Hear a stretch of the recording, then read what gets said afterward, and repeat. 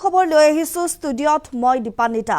এইবাৰ সমগ্ৰ ৰাজ্যবাসীলৈ ভাল খবৰ কঢ়িয়াইছে হিমন্ত বিশ্ব শৰ্মা নেতৃত্বাধীন চৰকাৰখনে, কিয়নো ৰেচন কাৰ্ডৰ হিতাধিকাৰীসকলৰ বাবে এটা বিশেষ খবৰ।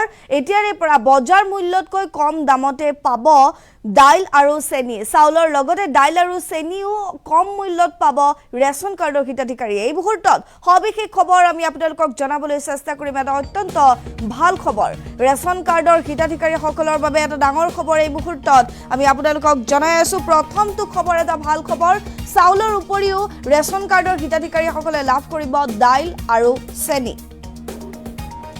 ৰেচন কাৰ্ডৰ জৰিয়তে কম দামতে দাইল চেনি দিয়াৰ পৰিকল্পনা কৰিছে হিমন্ত চৰকাৰে। বজাৰ দামতকৈ কম দামত দিয়াৰ পৰিকল্পনা হিমন্ত চৰকাৰৰ। আৰু সংবাদ মাধ্যমৰ সন্মুখত মন্তব্য কৰিছে মুখ্যমন্ত্ৰীগৰাকীয়ে, বজাৰ মূল্যতকৈ প্ৰায় 30 টকা কম মূল্যতে লাভ কৰিব দাইল আৰু চেনি। ইতিমধ্যে খাদ্য আৰু অসামৰিক যোগান বিভাগে ৰূপৰেখাও তৈয়াৰ কৰিছে এই ক্ষেত্ৰত। ৰেচন কাৰ্ডৰ জৰিয়তে ৰাজ্যৰ দৰিদ্ৰ লোকসকলক আচলতে যি এক লাভান্বিত কৰাৰ সিদ্ধান্ত গ্ৰহণ কৰিছিল চৰকাৰে, আৰু নতুনকৈ লাখ লাখ ৰেচন কাৰ্ডৰ হিতাধিকাৰী সন্নিৱিষ্ট কৰা হৈছে বা অন্তৰ্ভুক্ত কৰা হৈছে। এই মুহূৰ্তত আমি জনাই আছো ৰেচন কাৰ্ডৰ হিতাধিকাৰীসকলৰ বাবে এটা ডাঙৰ খবৰ। ৰেচন কাৰ্ডত এইবাৰ চাউলৰ উপৰিও হিতাধিকাৰীসকলে লাভ কৰিব দাইল আৰু চেনি। ৰেচন কাৰ্ডৰ জৰিয়তে কম দামতে দাইল চেনি দিয়াৰ পৰিকল্পনা কৰিছে ৰেচন কাৰ্ডৰ হিতাধিকাৰীসকলক। বজাৰ মূল্যতকৈ কম মূল্যতে লাভ কৰিব দাইল আৰু চেনি। বজাৰ মূল্যতকৈ প্ৰায় 30 টকা কম মূল্যতে দাইল আৰু চেনি পাব। ইতিমধ্যে খাদ্য আৰু অসামৰিক যোগান বিভাগে এই ক্ষেত্ৰত ৰূপৰেখাও তৈয়াৰ কৰিছে বুলি জানিব পৰা গৈছে। মন্তব্য আছে ভাষণ প্ৰসংগত ৰেচন কাৰ্ডৰ হিতাধিকাৰী বা বজাৰ মূল্যতকৈ কম দামতে দাইল আৰু চেনি পোৱাক লৈ বা যি পৰিকল্পনা কৰিছে হিমন্ত চৰকাৰে, মন্তব্য আছে আমাৰ হাতত। মুখ্যমন্ত্ৰীগৰাকীৰ ভাষণ প্ৰসংগত কি কৈছিল শুনো আহক।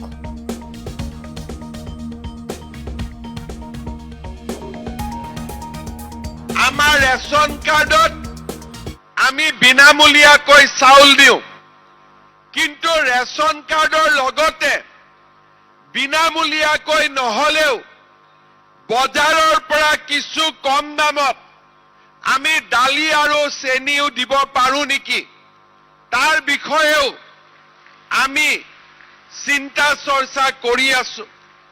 আমি ভাবিছো যে আমি যদি 4জনীয়া এটা পৰিয়ালক অন্তত 1 কেজি দালিও বজাৰতকৈ যদি 25-30 টকা কম দামত দিব পাৰো, বিনামূলীয়া চাউল আৰু কম দামৰ দালিৰে আমাৰ পৰিয়ালটো যথেষ্ট উপকৃত হ'ব পাৰে।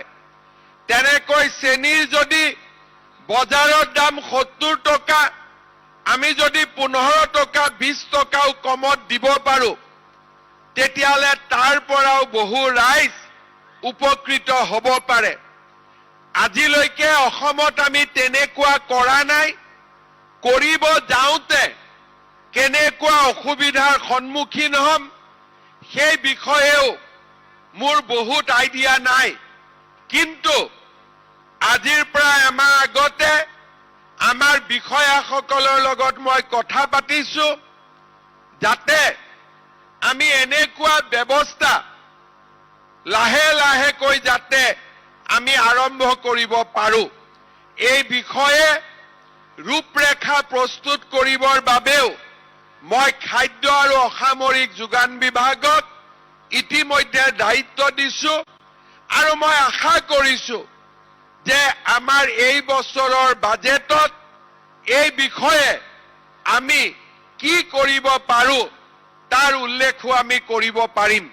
আমাৰ ৰেচন কাৰ্ডত আমি বিনামূলীয়াকৈ চাউল দিওঁ, কিন্তু ৰেচন কাৰ্ডৰ লগতে বিনামূলীয়াকৈ নহলেও বজাৰৰ পৰা কিছু কম দামত আমি দালি আৰু চেনিও দিব পাৰো নেকি, তাৰ বিষয়েও আমি চিন্তা চৰ্চা কৰি আছো। আমি ভাবিছো যে আমি যদি 4জনীয়া এটা পৰিয়ালক অন্তত 1 কেজি দালিও বজাৰতকৈ যদি 25-30 টকা কম দামত দিব পাৰো, বিনামূলীয়া চাউল আৰু কম দামৰ দালিৰে আমাৰ পৰিয়ালটো যথেষ্ট উপকৃত হ'ব পাৰে। তেনেকৈ চেনিৰ যদি বজাৰৰ দাম 70 টকা, আমি যদি 15 টকা 20 টকাও কমত দিব পাৰো, তেতিয়াহ'লে তাৰ পৰাও বহু ৰাইজ উপকৃত হ'ব পাৰে। আজিলৈকে অসমত আমি তেনেকুৱা কৰা নাই। কৰিব যাওঁতে কেনেকুৱা অসুবিধাৰ সন্মুখীন হ'ম সেই বিষয়েও মোৰ বহুত আইডিয়া নাই।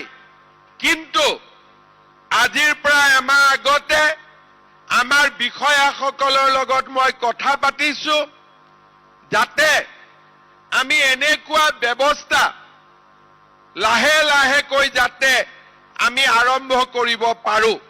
এই বিষয়ে ৰূপৰেখা প্ৰস্তুত কৰিবৰ বাবেও মই খাদ্য আৰু অসামৰিক যোগান বিভাগক ইতিমধ্যে দায়িত্ব দিছো আৰু মই আশা কৰিছো যে আমাৰ এই বছৰৰ বাজেটত এই বিষয়ে আমি কি কৰিব পাৰো তাৰ উল্লেখো আমি কৰিব পাৰিম। আমাৰ